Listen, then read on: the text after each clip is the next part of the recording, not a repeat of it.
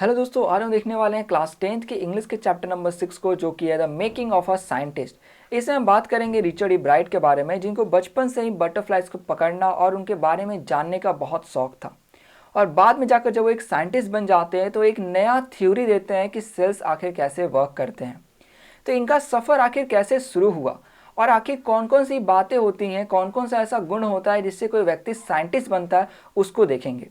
तो इसमें पूरा हम जानने वाले हैं कि बचपन से लेकर के जब उन्हें वो बटरफ्लाइज पकड़ने का बहुत शौक था, तो आखिर बाद में जाकर कैसे उन्हीं बटरफ्लाइज के शौक ने उनको एक साइंटिस्ट बना दिया। तो यहाँ पे बताया गया है कि 22 साल की उम्र में एक फॉर्मर फॉर्मर का अर्थ हुआ कि भूतपूर्व, मीन्स पहले के जो स्काउट ऑफ द ईयर थे। यहाँ पर स्काउट का अर्थ हुआ ऐसे लोग जो कि किसी चीज़ पर जो है इन्फॉर्मेशन इकट्ठा करते हैं। उन्होंने जो है इस साइंटिफिक वर्ल्ड को जो है उत्साह से भर दिया था अपना एक नया थ्योरी देके। उनका जो थ्योरी था वह बताता था कि कैसे जो सेल्स है वह वर्क करते हैं। और इस थ्योरी को जो है रिचार्ड एच ई ब्राइट और उनके जो कॉलेज के रूममेट थे, उन्होंने एक आर्टिकल में जो है पूरा एक्सप्लेन किया था। और इसका टाइटल रखा गया था proceedings of national academy of science. देखो, प्रोसीडिंग्स का अर्थ होता है कि किसी टॉपिक पर, किसी चीज़ पर जो है एक ऑफिशियल रिकॉर्ड बनाना। तो इनका ये जो थ्योरी था, यह इनका पहला अचीवमेंट था और यह स्टार्ट हुआ था बटरफ्लाई से।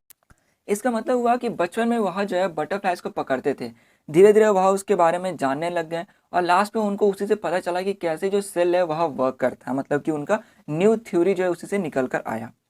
और जब ये 15 साल के हुए तब इन्होंने अपना जो आर्टिकल था, मतलब जिसके अंदर इन्होंने जो भी बटरफ्लाइज के बारे में जाना था उसको लिख करके रखा था, उसको जो है यह साइंटिफिक जर्नल को बेच देते हैं। देखो, साइंटिफिक जर्नल में क्या होता है कि वो लोग किसी पर्टिकुलर चीज़ पर लिखे रहते हैं, तो उसी को जो है यह बेच देते हैं। और इनके लिए ये मानो तो एक बेसबॉल में होम रन की तरह था। और यहाँ पे इसका अर्थ हुआ कि इनको जो एक बड़ी अचीवमेंट प्राप्त हुई थी। अब यहाँ पे इनके बारे में जो है बताया जा रहा है कि यह जो अपने पेरेंट्स के एक लौते बच्चे थे और यह जो है नॉर्थ में पेंसिल्वेनिया में रहते थे। ये लिखते हैं कि वहाँ पर जो है कुछ भी नहीं था करने के लिए, और ऐसा भी नहीं कि कभी भी गए फुटबॉल या बेसबॉल खेलनी है। इसलिए वह जो है कलेक्ट करना शुरू करते हैं चीज़ों को। जब वो किंडरगार्टन में रहते हैं तब वो स्टार्ट करते हैं बटरफ्लाइज को कलेक्ट करना। इसके साथ ही वह जो है रॉक्स, फॉसिल्स और कॉइन्स को भी कलेक्ट करते थे। तो यहाँ पे एक नंबर क्वेश्चन बनता है कि वह कौन कौन सी चीज़ों को जो है कलेक्ट किया करते थे। इसके साथ वह जो है एक बहुत ही ईगर एस्ट्रोनॉमर भी थे, मतलब कि वह जो है तारों को देखना बहुत पसंद करते थे। और इनकी जो माँ थी वह इनको जो है बहुत ही एनकरेजमेंट, प्रोत्साहित करती थी। इसके साथ वह जो है इनको लेकर के ट्रिप पर जाती थी और इनको जो भी चीज़ें चाहिए रहती थी, जैसे कि टेलीस्कोप, माइक्रोस्कोप, कैमराज और बाकी इक्विपमेंट जो है वह खरीद कर देती थी। और रिचर्ड इब्राइट जिस वक्त छोटे थे और अभी उन्होंने स्कूल जाना शुरू नहीं किया था, तो उस समय उनकी जो माँ थी वही उनकी दोस्त थी। इसके साथ उनकी माँ जो है बाकी कुछ और दोस्तों को उनके घर पे लाती थी, मतलब कि छोटे छोटे बच्चों को जो कि एक साथ इनके साथ खेल सके। इनकी माँ यह बताती है कि जिस समय जो है रिची मीन्स रिचर्ड जो है तीसरे क्लास में थे, तो उस समय उनके हस्बैंड का जो है डेथ हो गया था। और उसके बाद से रिचर्ड ही जो है इनके पूरे लाइफ बन गए थे। और जब रिचर्ड, देखो रिचर्ड को यहाँ पर जो है रिची लिखा गया है, इनकी माँ जो है उस नाम से उनको बुलाती थी। तो जब उनके पास कुछ भी नहीं रहता था करने के लिए, तो उनकी माँ जो है उनके लिए कुछ कुछ काम ढूंढती थी ताकि वह और चीज़ें सीख सके। और जब वो स्कूल जाने लग गए थे तो उस समय स्कूल में जो है वह टॉप ग्रेड्स लाते थे, मतलब कि बहुत अच्छे मार्क्स लाते थे, नंबर 1 आते थे। और जब यह सेकंड ग्रेड में थे तो इन्होंने जो है कलेक्ट किया था 25 स्पीसीज ऑफ बटरफ्लाइज, जो कि उनके होम टाउन, मतलब जहाँ पे वो रहते थे वहाँ पर पाए जाते थे। और यह जो वक्त था, यह मानो तो इनके लिए जो है बटरफ्लाई को कलेक्ट करना रोक देने का जो है वक्त था, उसके एंड का वक्त था। लेकिन उनकी जो माँ थी वह उनको जो है एक बुक ला कर देती है, जो कि था the travel of monarch x. इसमें बताया गया था कि जो मोनार्क बटरफ्लाइज है वह माइग्रेट करती है सेंट्रल अमेरिका की ओर। और ये चीज़ जो था यह इनके लिए मानो तो एक साइंस का जो है वर्ल्ड ओपन कर दिया था। मतलब कि उनको समझ नहीं आता कि आखिर ऐसा क्यों होता है, तो इन सब चीज़ों को जानने की अब यह कोशिश करते थे। तो यहाँ पे एक क्वेश्चन बनता है कि आखिर कैसे उनकी रुचि वापस से जगी। तो आप इसमें लिख सकते हैं कि उस बुक को पढ़ने के बाद, जो कि उनकी माँ उनको दी थी। जब उन्होंने इस पूरे बुक को पढ़ा तो उसके एंड में लिखा हुआ था कि जो भी इसे पढ़ रहे हैं वो प्लीज़ हेल्प करें बटरफ्लाई माइग्रेशंस को जानने के लिए। बटरफ्लाई माइग्रेशन का अर्थ हुआ कि जब बटरफ्लाई एक प्लेस से दूसरे प्लेस जो है माइग्रेट करती है, मीन्स जाती है।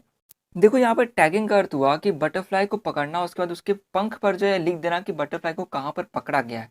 उसके बाद उसको छोड़ देना। जब उसे छोड़ा जाता है तो वो किसी दूसरे व्यक्ति को जब मिलेगा वो बटरफ्लाई, या फिर कोई दूसरा व्यक्ति उसको पकड़ेगा, तो वो देखेगा कि अच्छा ये पहली बार यहाँ से छोड़ी गई है और ये उड़ के इस जगह पर आ गई है। उसके बाद वह जो है बता देते हैं उस इन्फॉर्मर को जिसने उसको छोड़ा रहता है कि यह जो है बटरफ्लाई यहाँ तक पहुँच चुकी है। और यह जो है निर्देश दिया गया था डॉक्टर फेडरिक ए उर्कहर्त, जो कि टोरंटो यूनिवर्सिटी कनाडा में थे। वो कहते हैं कि लोगों को ऐसा करने के लिए, जो भी इसको पढ़ रहे हैं, मीन्स टैग करने के लिए बटरफ्लाइज को, और जिनको भी वो बटरफ्लाई मिले उसको बोल देने के लिए कि वह जो है मेरे पास जो है यह भेज दे टैग, जिससे कि मुझे पता चल सके कि जो बटरफ्लाई है वो कहाँ से उड़ाई गई और कहाँ पर पाई गई, जिससे कि पता चल सके कि सच में क्या वो माइग्रेशन करती है। इसके बाद उन्होंने ऐसा किया, इब्राइट जो थे वो कलेक्ट करते हैं बटरफ्लाइज को। वो देखते हैं कि अभी 6 और सप्ताह जो है बटरफ्लाइज को वो कलेक्ट कर सकते हैं, लेकिन उनको एक एक कलेक्ट करने में बहुत वक्त लगता। इसलिए उन्होंने सोचा कि वह जो है एक साथ बहुत सारे झुंड जो है बटरफ्लाइज के जो है उनको पालेंगे, और इसके लिए उन्होंने एक जो है फीमेल मोनार्क बटरफ्लाई जो उसको पकड़ा। उस बटरफ्लाई ने बहुत सारे एग दिए। उस बटरफ्लाई का जो एग था उसको जैसे से बड़ा करते करते, उसकी देखभाल करते हुए लगभग 30 दिन लग जाते हैं। तो 30 दिन में वो सब बटरफ्लाइज बड़े हो गए। उसके बाद उन्होंने सबके पंख पर जो है वह अटैक करके उन्हें उड़ा दिया। लेकिन उनका ये जो काम था ये उतना ज़्यादा मतलब सक्सेस नहीं हुआ, इसलिए उनका जो इंटरेस्ट था वो कम होते जा रहा था, क्योंकि जिन जिन बटरफ्लाइज को उन्होंने अटैक किया था वह जो है या तो मतलब किसी ने रिस्पॉन्स नहीं किया, या फिर जो 2 बटरफ्लाइज जो कि पकड़ी गई दूसरे लोगों के द्वारा, वो बस उनके घर से 75 माइल्स दूर ही थे, मीन्स पास ही में जो है किसी ने उसको पकड़ा था और फिर उनको नोटिफाई किया था। इसलिए इनको बहुत बोर लगने लग गया कि यार इतना मेहनत किया और कोई काम नहीं हो पाया। तो यहाँ पे बताया जा रहा है कि जब वो 7th क्लास में थे तब उन्हें पता चलता है कि आखिर रियल साइंस क्या होता है। ठीक है, तो ये क्वेश्चन भी आ सकता है, इसलिए ध्यान देना। उन्होंने देखा कि वह जो है फ्रॉग टिश्यू का जो स्लाइड है उसको वह शो कर रहे थे, इसलिए वह जो है जो कंट्री साइंस फेयर था उसमें हार जाते हैं। लेकिन जो व्यक्ति जीता रहता है, जो विनर रहता है, वह रियल एक्सपेरिमेंट करके दिखाता है। मतलब भले ही सक्सेस ना हुआ हो बट वह ट्राई किया रहता है। इसलिए यह डिसाइड करते हैं कि ये भी जो है कोई रियल एक्सपेरिमेंट करेंगे। इनका जो सब्जेक्ट था, जो टॉपिक था, वह था इंसेक्ट वर्क, मतलब इन्हीं कीड़ों पर। ठीक है, जिस पर वो काम करते आ रहे थे। जैसे कि वो बटरफ्लाई को आप ले सकते हो कि वो बटरफ्लाई पे जैसे रिसर्च कर रहे थे, इसी को सोचते हैं कि आगे बढ़ाएंगे। इसके बाद यह जो है डॉक्टर उर्केहत के पास लिखते हैं कि कुछ आइडियाज़ देने के लिए। वहाँ से बहुत सारे जो है सजेशंस आते हैं कि ये एक्सपेरिमेंट तुम कर सकते हो। और फिर उन्हीं एक्सपेरिमेंट जो इब्राइट है वह बिजी हो जाते हैं, और अपने स्कूल के टाइम में जो वो हाई स्कूल में थे उस समय यह सब काम में वो बिजी रहते हैं। इन सभी एक्सपेरिमेंट को करते करते उनको एक ऐसा प्रोजेक्ट मिलता है जो कि उन्हें जो है country and international science fair में जो है प्राइज जो है जिताता है। इनका ये प्रोजेक्ट क्या था, तो जब ये 8th क्लास में जाते हैं तो यह देखते हैं कि जो वायरल डिसीज़ है उसके वजह से जो है कैटरपिलर मर जा रहे हैं। तो उनको ऐसा लगता है कि ये जो वायरल डिसीज़ है हो सकता है कि बीटल्स के द्वारा कैरी किए जाते हो।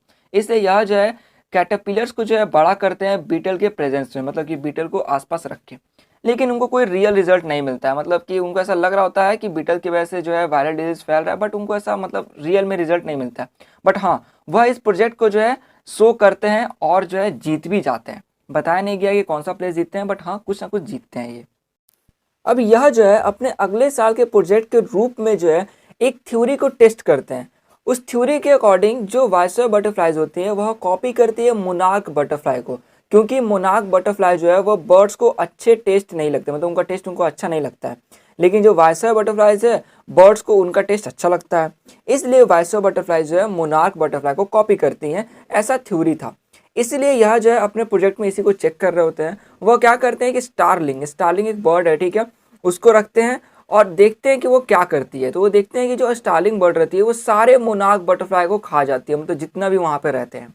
और इनका यह जो प्रोजेक्ट था यह जूलॉजी में जो है 1st डिवीज़न पर आता है, वही ओवरऑल कंट्री साइंस फेयर में जो है 3rd डिवीज़न पर आता है। इब्राइट जो है अपने रिसर्च को जारी रखते हैं और इस वजह से वह जो है डिस्कवर कर पाते हैं अननोन इंसेक्ट हार्मोन को, और इनडायरेक्टली कहा जाए तो इसी से फिर आगे वह जो है इनका एक थ्योरी बनता है जो कि किस पे रहता है, लाइफ ऑफ सेल्स पे।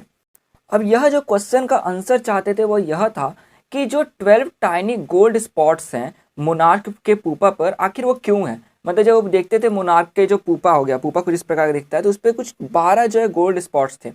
तो वो सोचते थे कि आखिर ये क्यों है। सभी लोग जो है ऐसा मानते थे कि नहीं ये तो सजावट के लिए है, लेकिन जो डॉक्टर उर्खर थे वो बोलते थे कि नहीं ऐसा नहीं होगा। इस चीज़ का पता लगाने के लिए ई ब्राइट और एक दूसरा स्टूडेंट मिल करके जो एक डिवाइस बनाते हैं जो कि यह शो करता है कि वो जो स्पॉट है वह हार्मोन प्रोड्यूस कर रहा है, जो कि बटरफ्लाई के फुल डेवलपमेंट के लिए जो है बहुत ज़रूरी है। इनका ये जो प्रोजेक्ट था यह कंट्री फेयर में 1st प्लेस पर आता है, और यह जो है international science and engineering fair में जो इनको एक स्थान मिल जाता है। वहाँ पर जो है यह 3रा स्थान जो है प्राप्त करते हैं जूलॉजी में, और फिर इनको एक चांस मिल जाता है कि यह जो है वॉल्टर रीड आर्मी और इंस्टीट्यूट ऑफ रिसर्च में जो है कुछ काम कर सके, मतलब उनको वहाँ पे काम करने का एक मौका मिल जाता है। तो यहाँ पे इनके जितने प्रोजेक्ट्स थे अभी तक के वो हम लोग देख लेते हैं। पहला प्रोजेक्ट था इनका फ्रॉग का टिश्यू पर, कि उन्होंने टिश्यू को शो किया था। दूसरा जो प्रोजेक्ट था उसके अंदर वह देखते हैं कि जो वायरल डिजीज़ है क्या वह बीटल की वजह से फैल रहा है। तीसरा जो प्रोजेक्ट है वह उसके अंदर देखते हैं कि क्या जो वाइसरॉय है वह मोनार्क को कॉपी करता है, और जो चौथा था वह था कि गोल्ड स्पॉट जो है वह आखिर क्या काम करता है उसका पता लगाना। तो यहाँ पर जो है स्कूल में आने के बाद उन्होंने जो जो प्रोजेक्ट किया उनका मैंने यहाँ पे बता दिया। अब हम लोग आगे देखते हैं। अब यह जो है अपने उस प्रोजेक्ट को जो है एडवांस लेवल पर लेकर जाते हैं, और इस वजह से इनका जो प्रोजेक्ट था वह जो इंटरनेशनल साइंस फेयर में फर्स्ट प्राइज जीतता है। तो इनका पहली बार था कि इंटरनेशनल साइंस फेयर में इनको फर्स्ट प्राइज मिलता है।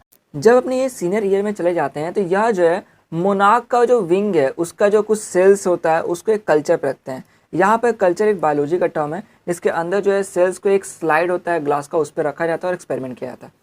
तो ये वैसा ही करते हैं, और उस एक्सपेरिमेंट के तो ये शो करते हैं कि जो बटरफ्लाई का विंग है वह नॉर्मली तभी डेवलप करेगा जब तक उसको जो गोल्ड स्पॉट से जो हार्मोन निकल रहा है वह मिलेगा। तो इसलिए प्रूव करते हैं कि हार्मोन जो है ज़रूरी है कि इस बटरफ्लाई का जो विंग है वह सही से डेवलप हो पाए। और इनका यह जो प्रोजेक्ट था यह फर्स्ट प्लेस लाता है जूलॉजी एट इंटरनेशनल फेयर में, मतलब इंटरनेशनल में इनका पहली बार जो है फर्स्ट प्लेस आया था जूलॉजी में। फिर उसके बाद यह जो है आर्मी लैब और US department of agriculture lab में जो है वर्क करते हैं। फिर जो एब्राइट थे वह समर के वक्त में जो है चले गए थे डिपार्टमेंट ऑफ एग्रीकल्चर लैब में, जहाँ पर वह जो है हार्मोन थ्योरी पे काम करते हैं। उसके बाद वह आखिरकार यह जान जाते हैं, वह आइडेंटिफाई कर पाते हैं कि जो हार्मोन का केमिकल स्ट्रक्चर है वह कैसा है। उसके बाद जो है 1.5 साल बाद एब्राइट जो है उनको एक आइडिया आता है नए थ्योरी पे जो कि सेल लाइफ पर रहता है, और इन्होंने उस हार्मोन के जो केमिकल स्ट्रक्चर को समझा था उसका जो है एक्सरे फोटो निकाल करके उस फोटो से जो है एक आंसर निकालते हैं बायोलॉजी के पजल का। और वो क्वेश्चन क्या रहता है जिसका आंसर निकालते हैं, वो रहता है कि आखिर जो सेल है वो कैसे पढ़ पाता है blueprint of its DNA, DNA को कैसे पढ़ पाता है। डीएनए क्या है, तो डीएनए के बारे में यहाँ पे दिया गया है जो कि एग्जाम में पूछ दिया जाता है। ठीक है, इसका डेफिनेशन यहाँ पर है, DNA is the substance in the nucleus of a cell. Cell के अंदर जो न्यूक्लियस है उसके अंदर डीएनए रहता है। डेट कंट्रोल्स हेरिडिटी, जो कि कंट्रोल करता है हेरिडिटी को। हेरिडिटी जो है इसका मतलब हुआ कि जो फिजिकल और मेंटल क्वालिटीज़ जो है आपको मिलते हैं आपके पेरेंट्स से उसको कहा जाता है हेरिडिटी। तो उसको जो है पास करता है, और इसको कहा जा रहा है ब्लूप्रिंट ऑफ लाइफ, मतलब एक लाइफ का मानती है कि स्ट्रक्चर देता है। अब जो एब्राइट थे और उनके जो कॉलेज रूममेट थे जेम्स आर वोंग, वो दोनों जो है पिक्चर बनाते हैं और कंस्ट्रक्ट करते हैं प्लास्टिक मॉडल्स, जिससे कि वह यह बता सके कि आखिर यह चीज़ कैसे होता है, मतलब कि डीएनए जो हो गया, जो सेल हो गया, उसके वर्किंग को। फिर ये दोनों जो है बाद में पेपर लिखते हैं जिसमें ये अपने थ्योरी को एक्सप्लेन करते हैं कि आखिर कैसे जो है ये सब चीज़ काम करती है। जो एब्राइट थे वो हार्वर्ड यूनिवर्सिटी एक हाईएस्ट ऑनर मीन्स बोल सकते हो कि एक अच्छे रैंक के साथ जो है ग्रेजुएट करते हैं। उसके बाद जो है वह ग्रेजुएट स्टूडेंट रिसर्चर भी बन जाते हैं हार्वर्ड मेडिकल स्कूल में, जिसके अंदर वह जो अपने थ्योरी जो रहता है उनका उसके ऊपर एक्सपेरिमेंट करते हैं ताकि उस थ्योरी को जो है टेस्ट कर सके कि जो वो सोचते हैं कि कैसे चीज़ जो है सेल वर्क करती है वह सही है या नहीं। और अगर इनका ये थ्योरी सही साबित होता है तो इससे जो है लाइफ प्रोसेसेस जो है, मतलब लाइफ जो है जीवन के बारे में बहुत कुछ जानने को मिलेगा। इससे हो सकता है कि जो कैंसर और जो बाकी कुछ डिसीजेज़ हैं उनको भी जो है हम लोग प्रिवेंट कर सके, उनसे बचाव किया जा सके। अब यहाँ पे जो है इनके बारे में कुछ अलग बातें बताई गई हैं कि इनके कुछ और भी चीज़ों में इंटरेस्ट थे, जैसे कि ये एक अच्छे डिबेटर थे, एक चैंपियन डिबेटर, पब्लिक स्पीकर थे। इसी साथ वो एक गुड कैनविस्ट, कैनविस्ट जो है एक छोटा सा नाव होता है जिसको जो एक आदमी बैठ कर उसको मतलब चलाता है।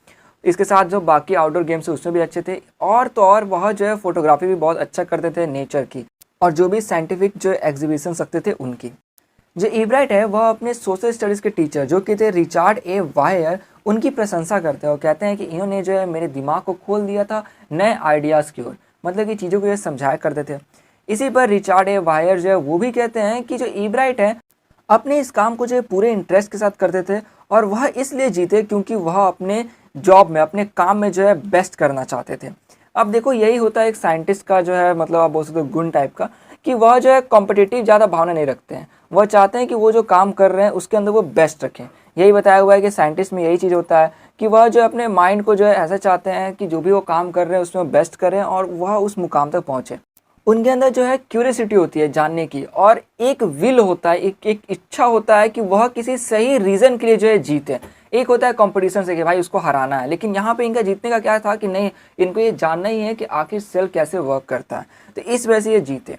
तो यही बोला गया कि एब्राइट में सारे क्वालिटीज़ थे जिससे कि वो साइंटिस्ट कहला सके। तो ये जो है साइंटिस्ट का गुण होता है कि वह जो है कंपटीशन किसी और से नहीं खुद से रखते हैं कि हाँ मुझे अपना इसमें बेस्ट देना है, वह जीतना चाहते हैं एक सही रीज़न के लिए और उनमें क्यूरियोसिटी होती है किसी चीज़ को जानने की। जैसे कि यह बचपन से जो है बटरफ्लाई से जो है जुड़े हुए थे और उसके बाद इनको इतना बड़ा सक्सेस मिला, उसी से धीरे धीरे आगे बढ़कर।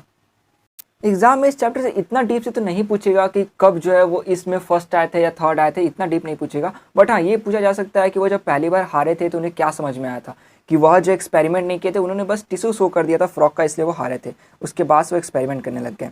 और पूछा जा सकता है कि उन्होंने कौन सा बुक पढ़ा था, तो वो था the travel of monarch x.